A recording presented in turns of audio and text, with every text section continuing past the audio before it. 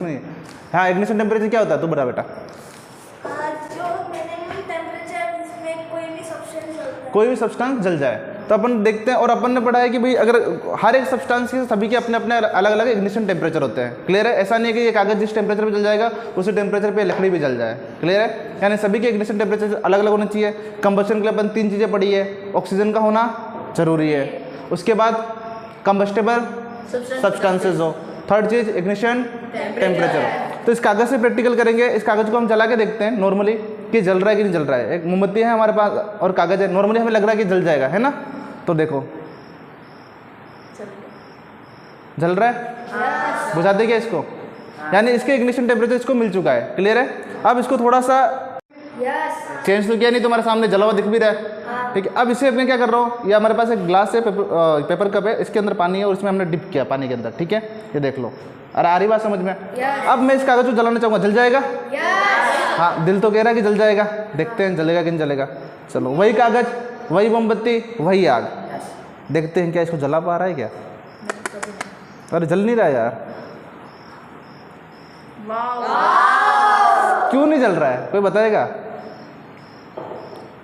पानी में डुबोने की वजह से क्या हो गया? क्योंकि अब देखो, जो इसके ऊपर आपको पता है, आपने इसको पानी में डुबाया तो इसके ऊपर क्या बन गया? मतलब ये वाटर के मॉलिक्यूल्स आ गए इसके ऊपर, सीधी सी बात है। तो जो पहले जो इग्निशन टेम्परेचर था, यानी जो टेम्परेचर था जो इसको पहले पेपर को जला रहा था, अब वो क्या कर रहा है? क्योंकि अब इसमें पानी आ गया ना, अब उसको इवेपोरेट कर रहा है ना, मतलब वो जो हीट थी ना वो ट्रांसफर हो रही है किसके पास? पानी के पास। और पानी से अब क्या होगा? देखो, मैं इसको जलाने की कितनी भी कोशिश करूँ नहीं जलेगा, लेकिन धुआं निकलता हुआ तो दिख रहा होगा।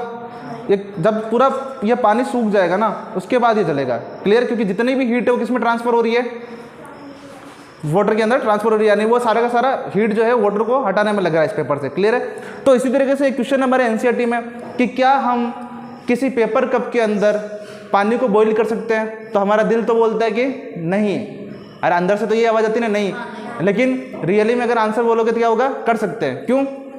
जैसे मेरे पास एक कप है, इसमें पानी है। क्लियर है? अगर मैं इसे नॉर्मली जलाता बिना पानी के तो जल जाता, इस कागज की तरह बिल्कुल। अब जलाना चाहूँगा तो नहीं जलेगा। इसके अंदर मैं चाहूँ तो पानी को बॉईल भी कर सकता हूँ। अरे आई बात समझ में? क्लियर है? देख लो, तुम्हारे सामने ही है। आ जाओ, ऊपर से देखो, ऊपर से कुछ अच्छा दिख रहा है। ऊपर ऊपर ऊपर कप के ऊपर से देखो, पानी के बबल्स बनने लगे, लेकिन पेपर जल नहीं रहा है। ठीक है? अरे आ रही बात समझ में? ब्लैक ब्लैक हो रहा है। अरे वाह, तो ठीक है, ये मैजिक नहीं है, क्या है ये? साइंस है। आ रही बात समझ में? यानी अपन जो पढ़ रहे हैं वो चीज़ें प्रैक्टिकली जब हम समझते तो चीज़ें लंबे समय तक समझ में आती है। क्लियर है? यानी हम जो चीज़ सोच रहे थे वैसा नहीं हुआ। क्यों नहीं हुआ? क्योंकि अब वो हीट कहाँ पे ट्रांसफर हो रही है? इसके अंदर जो लिक्विड है, यानी जो वाटर है, उसमें ट्रांसफर हो रही है। क्लियर है? यानी इसमें पानी को आराम से गर्म कर सकते हो, घर पे जाओ तो इसमें चाय बना लो, कोई दिक्कत नहीं है, इसी में बना के इसी में पी लो। ठीक है? आ रही बात समझ में? चलो।